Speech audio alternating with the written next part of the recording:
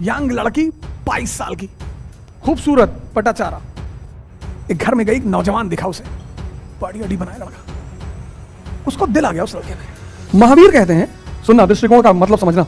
महावीर कहते हैं कि स्त्री को मोक्ष नहीं मिल सकता, कि जब तक स्त्री के शरीर में है उसको मोक्ष नहीं मिल सकता। अब लोगों ने इसके कई अर्थ निकाले, तो कुछ लोगों ने कहा कि महावीर स्त्री विरोधी है। नहीं,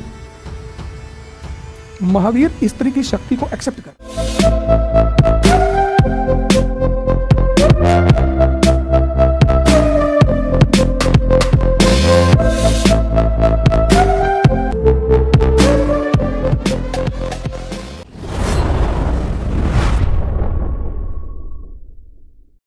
और बताओ, और कोई सवाल करो। एक में दिखाया गया है गांधी जी को, कोई बात नहीं, विलेन नहीं, तुम क्यों विलेन मान रहे हो? दृष्टिकोण जैसे मैं तुम्हें बताऊं, महावीर कहते हैं, सुनना, दृष्टिकोण का मतलब समझना। महावीर कहते हैं कि स्त्री को मोक्ष नहीं मिल सकता, ये उनका मत है कि जब तक स्त्री के शरीर में है उसको मोक्ष नहीं मिल सकता। अब लोगों ने इसके कई अर्थ निकाले, लोगों का काम ही अर्थ निकालना है। तो कुछ लोगों ने कहा कि महावीर स्त्री विरोधी है।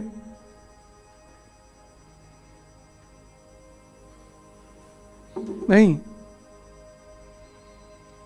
महावीर स्त्री की शक्ति को एक्सेप्ट कर रहे हैं, उसके फीचर को समझ रहे हैं, उसके गुणों को समझ रहे हैं।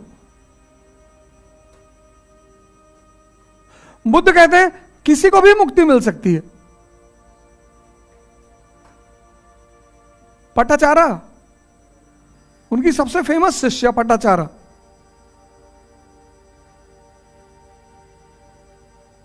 यंग लड़की 22 साल की, खूबसूरत, पटाचारा।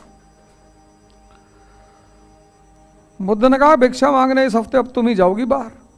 एक घर में गई, एक नौजवान दिखा उसे, सिल्वेस्टर स्टैलोन की तरह, बड़ी अड़ी बनाया लड़का, उसको दिल आ गया उस लड़के में। वो लौट कर आई,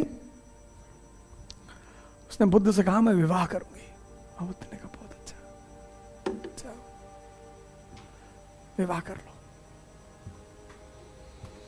विवाह किया, आज जाके पढ़ना पटाचारा के बारे में। विवाह किया, विवाह करने के बाद उसके घर वाले बड़े दुखी हुए, माँ बाप बड़े दुखी हुए कि बताओ तुम सन्यासीन बन गई थी, तुम ध्यान साधना करती थी, तुम IAS बनने गई थी, ये सब क्या कर डाला तुमने। तो उसने वो जगह छोड़ दी, वो शहर छोड़ दिया और चली गई, कहीं दूर दराज चली गई। शरावस्ती से समझ लो लाहौर चली गई। वहां गई तो अपने पति के साथ रही 15-20 साल, 2 बच्चे हुए। तो 20 साल बाद उसे लगा कि यार वापस शरावस्ती चला जाए, देखा जाए बुद्ध का क्या हाल है, माँ बाप का क्या हाल है, परिवार का क्या हाल है। तो वहां से चली, तो रास्ते में सांप ने उसके पति को काट लिया, उसका पति मर गया। कुछ दिन और बीते, रास्ता पास हुआ, एक जंगल से गुजर रही थी, एक शेर ने हमला किया, उसके दोनों बेटों को मार के खा गया। जब वो शरावस्ती पहुंची और अपने घर पहुंची, भूकंप आया हुआ था, मकान गिर गया था, उसके माँ बाप उसमें दब के मर चुके थे। वो रोती बिलखती बुद्ध के आश्रम पहुंची। उसने कहा महाराज मेरा सब खत्म हो गया। बोले था ही कब, खत्म तो वैसे भी होना है। बुद्ध ने कहा मैं तेरा इंतजार कर रहा था, आओ। ये तो बहाने थे खत्म होने के, वरना खत्म हुआ कौन नहीं, कौन बचा। तो प्रकृति ने तुमको ये नश्वरता दिखा दी, वापस आओ। तो जो दृष्टिकोण है ना, यही तो जैन का जो न्यायवाद है, वो यही तो है 7 अंधे और हाथी।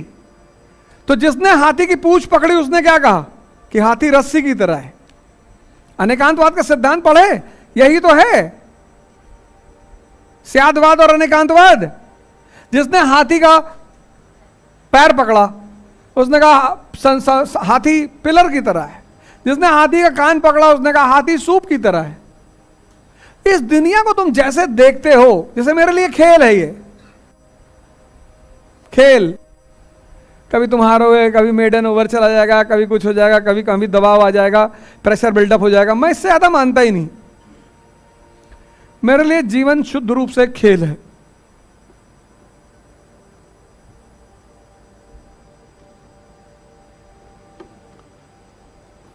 तो ये होता है दृष्टिकोण, ये कॉन्ट्रडिक्शन नहीं होता। जो जहां से देख रहा है, अब तुमने जब 7 दृष्टिकोण देखे तो तुम्हारी बुद्धिमत्ता क्या है कि तुम उस समय से जो प्रासंगिक मत है उसको बाहर निकाल लो।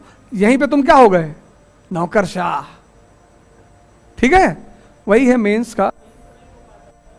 तो कंफ्यूजन होगा ही नहीं, प्रैक्टिस करो, कायदे से पढ़ो, यही तो कोचिंग कराती है।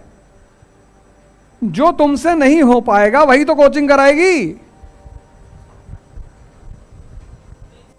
बताओ।